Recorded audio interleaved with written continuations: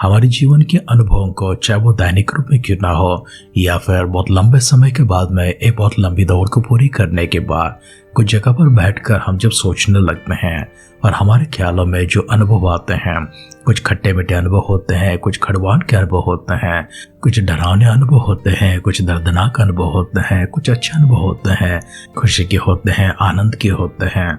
हमारे अनुभव भले ही कैसे भी क्यों ना हो, यदि हम लिखने में रुचि को रखते हैं, उन्हें याद करते हुए उन्हें किसी को बताने में रुचि को रखते हैं, तो हमारे सारे अनुभव कभी कोई अच्छे लेख के रूप में हो सकते हैं, या फिर कविता के रूप में हो सकते हैं, या फिर गीत के रूप में हो सकते हैं।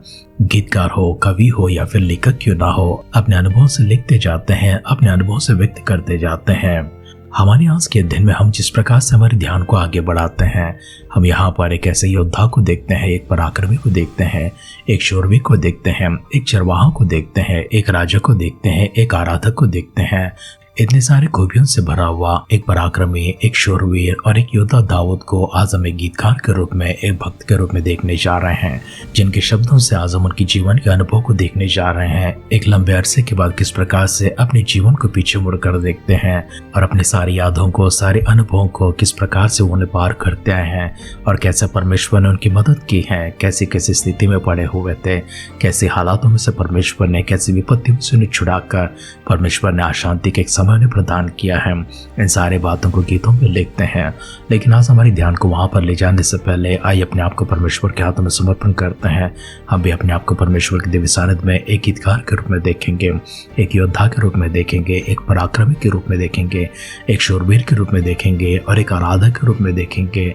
क्योंकि हम भले ही किसी देश के राजा नहीं हैं और ना ही कोई सैनिक है, ना ही हमने किसी मुल्क के विरोध में लड़ाई की है, परंतु हमारे जीवन के विरोध में जो कुछ भी संघर्ष होती है, उन सारे संघर्षों में, उन सारे युद्धों में, उन सारे लड़ाई में हमने भाग लिया है। हमारे जीवन के विरोध में चलने वाले हर एक विपरीत हालात के विरोध में किस प्रकार से हमने लड़ाई की है और परमेश्वर ने कैसे हमारी मदद की है और उनके सामने परमेश्वर ने किस प्रकार से गवाह के रूप में हमें खड़ा किया है। हमारे शब्दों को भी, हमारे अनुभवों को भी हम गीतों में लेकर जाएंगे और परमेश्वर के सामने दुहाई देते हुए उनकी महिमा करते रहेंगे। परमेश्वर ने किए सारे उपकारों को याद करेंगे, सारी भलाई को याद करेंगे। परमेश्वर ने कैसी स्थितियों में से हमें उठाया है, उभारा, किस प्रकार से खड़ा किया है, इन सारी बातों को स्मरण करते हुए सबसे पहले परमेश्वर के पास जाकर एक आराधक के रूप में, उनके संतान के रूप में अपने आप को समर्पण करेंगे, उनकी दुहाई देंगे, उनकी महिमा करेंगे। ऐसी प्रतिभा परमेश्वर हमें प्रदान कर सके ताकि हम पवित्र आत्मा का अभिषेक में चलाए जा सके और हमारे अनुभवों को भी हम गीत के रूप में, कविता के रूप में या फिर लेख के रूप में किसी और के सामने प्रकट कर सके, ताकि वे दूसरों के लिए, आने वाली पीढ़ियों के लिए गवाह ठहर सके। अपने आप को परमेश्वर के हाथों में समर्पण करेंगे, उनकी महिमा करते हुए सिरों को झुकाएंगे, आंखों को बंद करेंगे, छोटी सी प्रार्थना करेंगे। सर्वशक्तिमान पिता परमेश्वर, आदर सम्मान के योग्य आप हैं, स्तुति के योग्य आप है, आराधना के केवल एकमात्र परमेश्वर आप है। आपने हमारे जीवन में जो कुछ भी किया उन्हें स्मरण करते हैं, उन सारे भलाई के बदले प्रभु जी हम आपकी स्तुति करते हैं, आपकी महिमा करते हैं, आपकी आराधना करते हैं। एक अद्भुत से दिन परमेश्वर आपने हमारे जीवन में फिर से एक बार प्रदान किया ताकि प्रभु जी सजीवन की संख्या में हम रह सके, आपकी उपासना करने के लिए आपकी दिव्य सानिध्य में आ सके। हमारे सारे परिजनों को, आपके भक्तगणों को आपके नजरों में लेकर आते हैं। यदि हमारे परिजनों में से कोई शारीरिक रूप से कमजोर है, बीमार है, लाचार स्थिति में है, मानसिक रूप से हो, पारिवारिक रूप से हो, किसी पीड़ा से गुजर रहे हो, सामाजिक रूप में कोई समस्या गुजर रहे हो, आर्थिक रूप से परमेश्वर किसी तंगी से गुजर रहे हो, या फिर परमेश्वर आध्यात्मिक रूप से किसी बंधन में बंधे क्यों ना हो, उन सबकी छुटकारे के लिए प्रार्थना करते हैं, उनकी प्रभु जी छुड़ौती के लिए प्रार्थना करते हैं। पिता परमेश्वर अपनी सहायता बड़ी हाथ प्रभु जी उनके ऊपर रखिए, अपनी आशीषमान हाथ उनके ऊपर रखिए, अपनी बरकतों से उन्हें भरने के लिए दुआ करते हैं। सारी विपत्तियों को दूर कर दीजिए, सारी समस्याओं को दूर कर दीजिए, चैन से भरी, विश्राम से भरी, आरामदायक के जीवन उन्हें प्रदान करने के लिए प्रार्थना करते हैं। पवित्र आत्मा का अभिषेक हम पर उंडेलते हुए अपने वचनों के माध्यम से हमसे बातें करने के लिए दुआ करते हैं। आदर सम्मान महिमा फिर से एक बार हम आपको देते हुए हमारे उद्धारकर्ता, हमारे प्रभु यीशु मसीह के नाम से इस प्रार्थना को मांगते हैं। सुन और कबूल कर पिता। आमेन, आमेन, आमेन। आध्यात्मिक जीवन की दैनिक खुराक सुन रहे हमारे सारे प्रिय श्रोताओं को, परमेश्वर के भक्तगणों को प्रभु यीशु मसीह के नाम में प्यार भरा जय मसीह की सुप्रभातम और शुभोदय कहते हुए हम सबका मनपसंद ध्यान केंद्र आध्यात्मिक जीवन की दैनिक खुराक में और इस नए दिन में आप सबका स्वागत करते हैं। हमारे अध्ययन शमूएल का दूसरा ग्रंथ उसकी 22वां अध्याय में चल रही है। पहले वचन से पढ़ते हुए हमारे ध्यान को आगे बढ़ाएंगे। और जिस समय यहोवा ने दाऊद को उसके सब शत्रुओं और शाऊल के हाथ से बचाया था, तब उसने यहोवा के लिए इस गीत के वचन गाए। उसने कहा, यहोवा मेरी चट्टान और मेरा गढ़ और मेरा छुड़ाने वाला, मेरा चट्टान रूपी परमेश्वर है, जिसका मैं शरणागत हूँ। मेरी डाल, मेरा बचाने वाला सिंह, मेरा ऊंचा गढ़ और मेरा शरण स्थान है। हे मेरे उद्धार करता, तो उपद्रव से मेरा उद्धार किया करता है। मैं यहोवा को जो स्तुति के योग्य है पुकारूंगा और अपने शत्रुओं से बचाए जाऊंगा। मृत्यु की तरंगों ने तो मेरे चारों ओर घेरा डाला, नास्तिकपन की धाराओं ने मुझको घबरा दिया था। अधलों की रस्सियां मेरे चारों ओर थी, मृत्यु के फंदे मेरे सामने थे। अपने संकट में मैंने यहोवा को पुकारा और अपने परमेश्वर के सम्मुख चिल्लाया, और उसने मेरी बात को अपने मंदिर में से सुन लिया और मेरी दुहाई उसके कानों में पहुंची। तब पृथ्वी हिल गई और डोल उठी और आकाश की नींव कांपकर बहुत ही हिल गई, क्योंकि वह अति क्रोधित हुआ था। उसके नथनों से धुआं सा निकला और उसके मुंह से आग निकलकर भस्म करने लगी, जिससे कोयले दहक उठे। और वह स्वर को झुकाकर नीचे उतर आया और उसके पांवों के तले घोर अंधकार छाया था। और वह गरुड़ पर सवार होकर उड़ा और पवन के पंखों पर चढ़कर दिखाई दिया।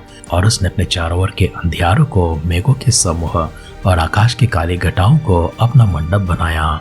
उसके सम्मुख की झलक तो उसके आगे आगे थी, आग के कोयले दहक उठे। यहोवा आकाश में से गरजा और परम प्रधान में अपनी वाणी सुनाई। उसने तीर चला चला कर मेरे शत्रुओं को तितर बितर कर दिया और बिजली गिरा गिरा कर उसको परास्त कर दिया। तो समुद्र की तह दिखाई देने लगी और जगत के नींव खुल गए। यह तो यहोवा की डांट से और उसके नतनों की सांस की झोंके से हुआ। उसने ऊपर से हाथ बढ़ाकर मुझे थाम लिया और मुझे गहरे जल में से खींचकर बाहर निकाला। उसने मुझे मेरे बलवंत शत्रु से और मेरे बैरियों से, जो मुझसे अधिक सामर्थी थे, मुझे छुड़ा लिया। उन्होंने मेरी विपत्ति के दिन मेरा सामना तो किया, परंतु यहोवा मेरा आश्रय था और उसने मुझे निकालकर छोड़े स्थान में पहुंचाया। उसने मुझको छुड़ाया, क्योंकि वह मुझसे प्रसन्न था। यहोवा ने मुझसे मेरे धर्म के अनुसार व्यवहार किया।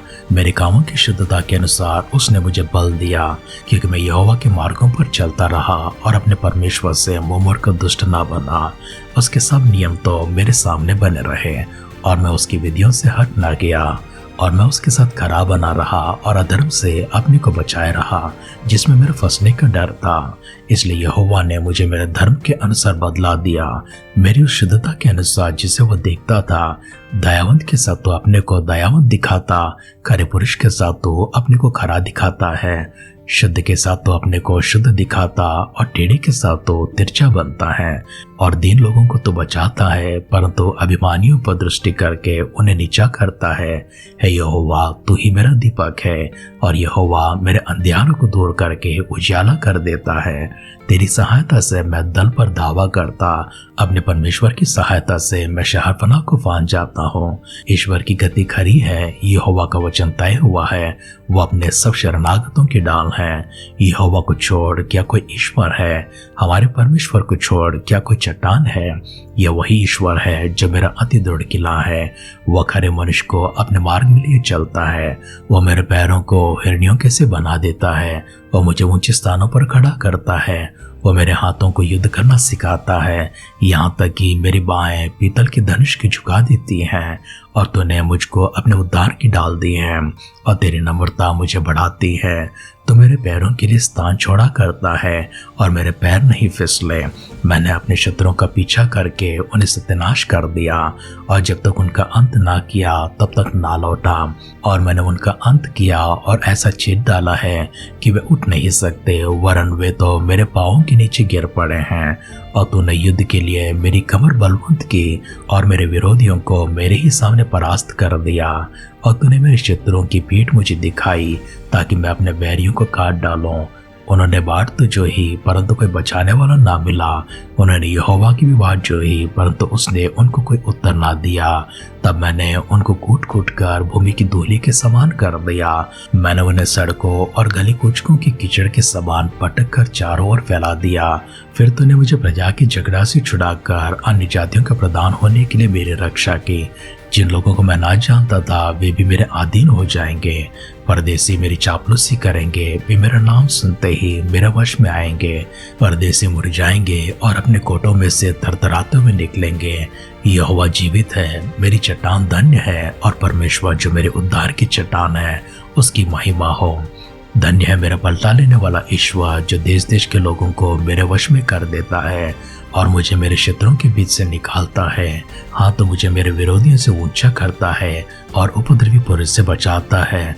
इस कारण है यहोवा, मैं जाति जाति के सामने तेरा धन्यवाद करूंगा और तेरे नाम का भजन गाऊंगा। वो अपने ठहराए हुए राजा का बड़ा उद्धार करता है। वो अपने अभिषिक्त दाऊद और उसके वंश पर युगानुयुग करुणा करता रहेगा।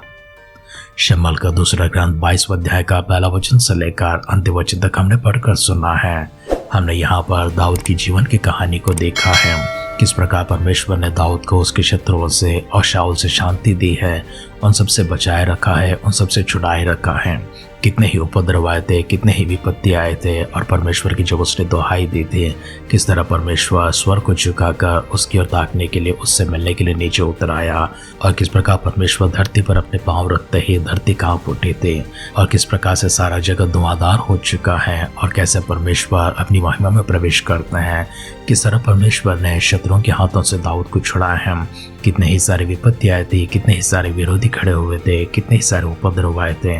कैसे कैसे अपनी जान को बचाने के लिए उन्हें कभी गुफाओं में, कभी जंगलों में, कभी रेगिस्तान में घूमना पड़ा। किस तरह से शाऊल ने उसका पीछा किया था, किस प्रकार से अबशलोम ने उसका पीछा किया था, किस प्रकार से अमासा ने उसके पीछा किया था। कैसे बैरी उसके खड़े हो गए थे, कैसे शत्रु उसके खड़े हो गए थे।